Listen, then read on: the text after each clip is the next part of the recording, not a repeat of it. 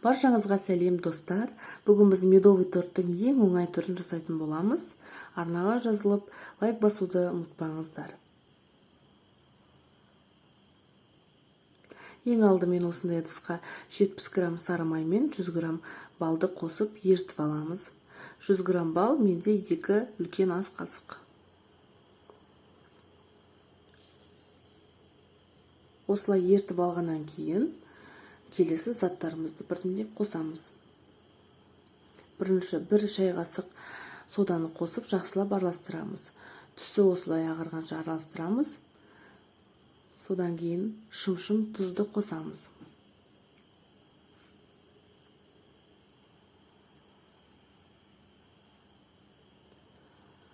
Жақсылап тағы да араластырамыз. Одан кейін 200 грамм қантты саламыз және де араластырамыз.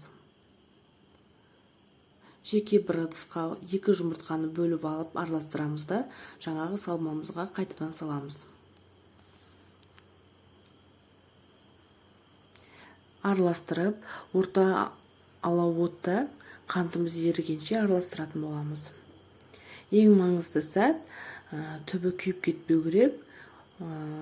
Жақсылап араластырып отырыңыздар.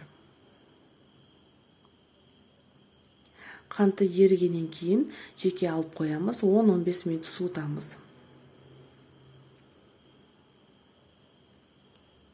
Содан кейін ұнды біртіндеп сеуіп, араластырып отырамыз. Бірден ұнды салып тастауға болмайды. Жақсылап араластырамыз да, араласуы қиындағаннан кейін қолмен ақырын алып, илейтін боламыз.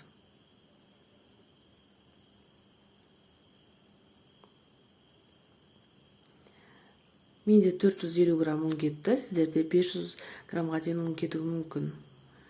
Әрине өзіңіздің салмасына байланысты. Әркімде әрқалай шығады. Міне қолмен илейміз.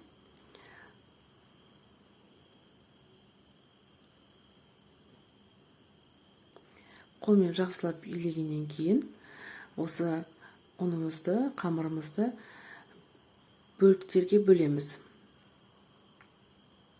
Менде 7 бөлік шықты. Осылай жеке бөліктерге бөліп, бетін жауып қоямыз, кеуіп қалмау керек.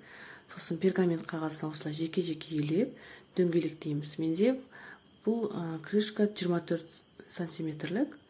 Және де әр коржды жеке-жеке 4-5 минутта пісіріп аламыз.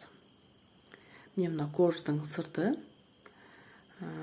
Кремге келетін болсақ, сметана 20% сметана мен вареная сгущенканы 400 грамм араластырамыз.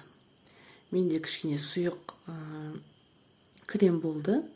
Егер қою болсын десеңіздер, загуститель қосып жіберсеңіздер болады.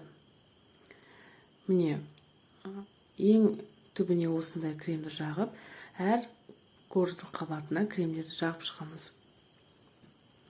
Содан кейін ең бетіне ұнтақталған коржды сеуіп, осылай креммен әсемдесеңіздер болады. Баршаңызға рахмет. Сіздермен бірге болған Ақбота Бақытқызы. Сау болыңыздар.